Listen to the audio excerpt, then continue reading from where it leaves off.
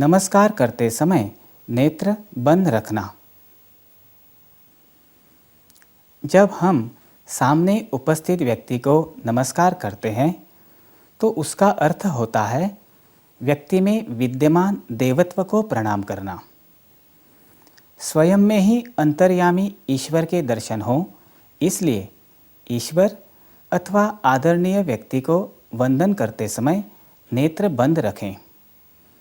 नेत्र बंद करने के उपरांत मन की एकाग्रता भी होती है, जिससे नमनकर्ता द्वारा की जाने वाली नमस्कार की कृति मनःपूर्वक व भावपूर्वक होती है। स्वाभाविक ही उसे नमस्कार का अधिक लाभ मिलता है। आपस्तम्भ धर्मसूत्र में बताया है, न सोपान द्वेष्टित शिरा अवहित पाणिर्वाभिवादयित। इसका अर्थ है पादत्राण पहनकर, सिर ढककर अथवा हाथ में कोई वस्तु लेकर नमस्कार नहीं करना चाहिए। मात्र स्त्रियों को आंचल से सिर ढककर ही नमस्कार करना चाहिए। आइए समझ लेते हैं इस श्लोक में बताई गई नमस्कार की प्रत्येक कृति का शास्त्राधार। पहले देखते हैं नमस्कार करते समय पादत्राण क्यों न धारण करें। गौतम स्मृति में दिए गए श्लोक के अनुसार बैठते समय, भोजन करते समय, सोते समय, गुरुजनों का अभिवादन करते समय व अन्य श्रेष्ठ व्यक्तियों को नमस्कार करते समय पादत्राण अर्थात जूते चप्पल नहीं पहनने चाहिए। पादत्राण पहनने से व्यक्ति में रजतम की वृद्धि होती है। इस कारण उसकी सात्विकता ग्रहण करने की क्षमता भी कम हो जाती है व उसे नमस्कार का फल नहीं मिलता। दूसरी बात यह है कि व्यक्ति में रजतम बढ़ने पर नमस्कार के लिए हाथ जोड़ने से उसकी कुंडलिनी का कोई भी चक्र जागृत नहीं होता, अर्थात ऐसी स्थिति में नमस्कार के कारण कोई लाभ नहीं होता। तीसरी महत्वपूर्ण बात यह है कि पादत्राण पहनकर देवता को नमस्कार करने से देवताओं का एक प्रकार से अपमान होता है।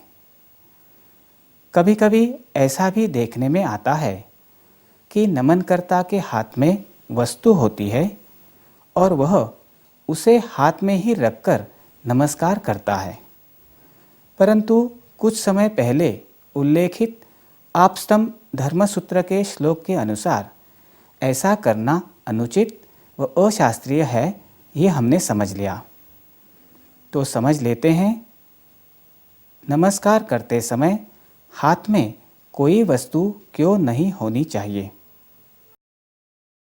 नमस्कार करते समय हाथ में यदि कोई वस्तु हो तो उंगलियां व उंगलियों के सिरे सीधे न होकर मुड़े हुए होते हैं। इसलिए नमस्कार की कृति के कारण प्रक्षेपित सत्व तरंगे मुड़ी हुई उंगलियों से व उंगलियों के सिरों से प्रवेश नहीं कर पाती। सामने से प्रक्षेपित सत्व तरंगे हाथ में पकड़ी हुई वस्तु से टकराकर लौट जाती है। कभी कभी वह वस्तु भी सत्व तरंगों को अपने में खींच लेती है। हाथ में पकड़ी वस्तु यदि राजसिक अथवा तामसिक हो तो नमस्कार करते समय वस्तु को माथे पर अथवा छाती से लगाने पर उससे प्रक्षेपित रजतम तरंगे नमस्कार करने वाले के शरीर में प्रवेश करती है। इस संदर्भ में सूक्ष्म स्तर पर क्या प्रक्रिया होती है, यह देखते हैं एक सूक्ष्म चित्र द्वारा।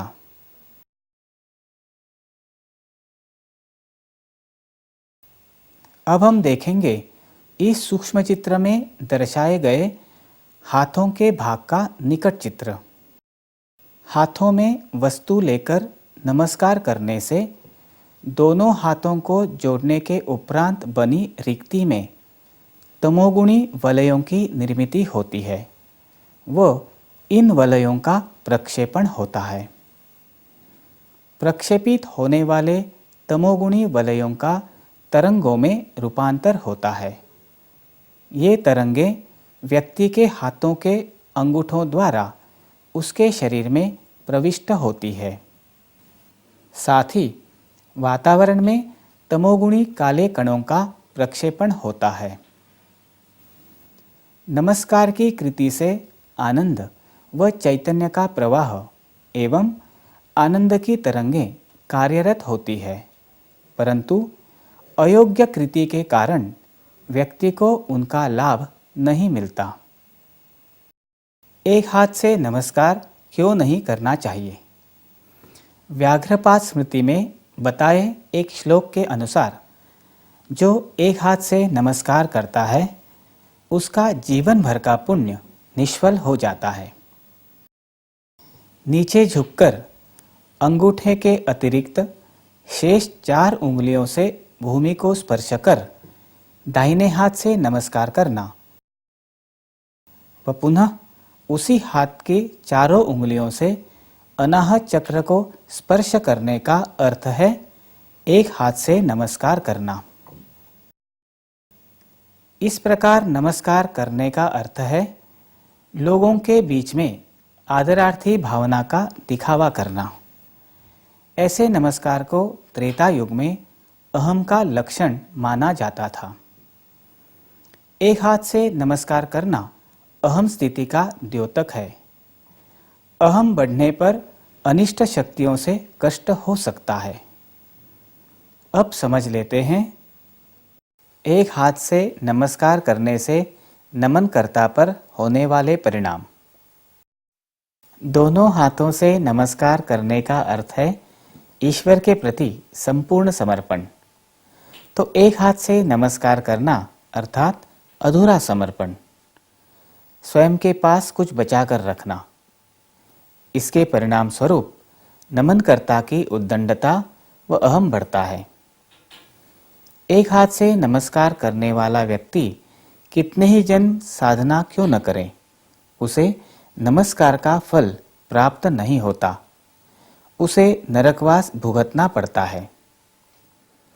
एक हाथ से नमस्कार करने की स्थिति में नमनकर्ता का अहम जागृत होता है।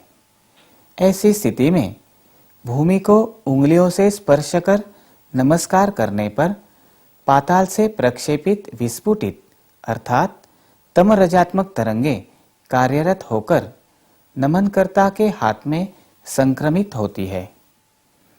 नमनकर्ता नमस्कार करने के उपरांत उंगलियों से अनाहत चक्र को स्पर्श करता है। तब पाताल से प्रक्षेपित इन तरंगों का संचार अनाहत चक्र द्वारा उसके संपूर्ण शरीर में होता है। फलस्वरूप नमनकर्ता को शरीर में भारीपन, अस्वस्थता, कंपकंपी जैसे कष्ट होते हैं। एक हाथ से नमस्कार करने से होने वाले दुष्परिणाम हमने शब्दों में समझ लिए।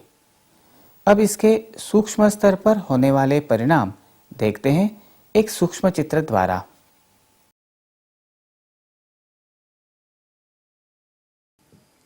नमस्कार करने वाले व्यक्ति में कृतज्ञता का भाव व शरणागत भाव न के बराबर होने से उसके द्वारा इस प्रकार से अयोग्य कृति होती है।